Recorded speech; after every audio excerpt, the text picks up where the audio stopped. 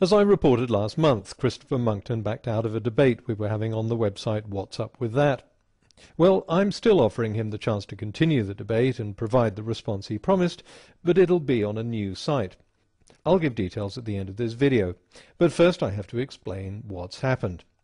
Monckton's decision to pull the plug on the debate has been swiftly endorsed by the man who runs the What's Up With That site, Anthony Watts.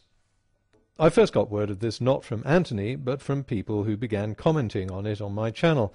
It turns out he'd written this in the comments section of a Monckton guest post on What's Up With That.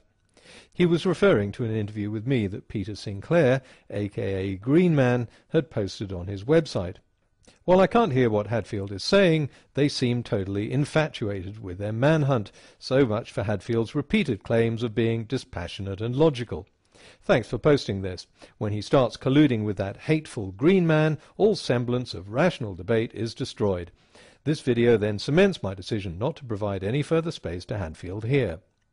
Well, Anthony, I don't know if Sinclair is hateful or not. Sinclair emailed me very politely asking if he could do an interview, and I saw no reason to refuse him. See, I'm not really interested in this rather silly us versus them catfight that so many people seem to think substitutes for a debate about the facts. I don't have hate lists. Everyone's welcome on my channel, whoever they are and whomever they talk to. But as I've said before, Anthony, you have a perfect right to run your channel as you see fit, to ban anyone you want, and block any comments you don't like. As for the idea that we seem to be on a manhunt, even though you couldn't make out what was being said, I can assure you there is no manhunt. I'm not looking for Monckton, and it doesn't really matter where he is. All he has to do is post his promised response and answer the allegations that have been clearly laid out and documented. Perhaps instead of defending him, you should ask him why he doesn't do that.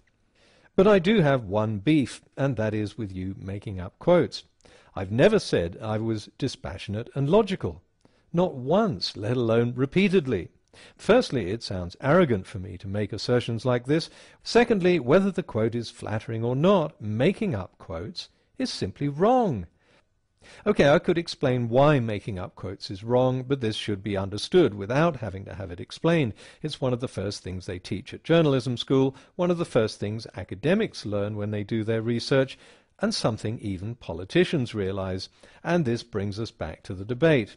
Because Monckton, a politician, does know that his misquotes will be damaging to him, which is why he backed out of the debate. A few days after his comment was posted, I did get official word from Anthony Watts that he was pulling the plug on the debate.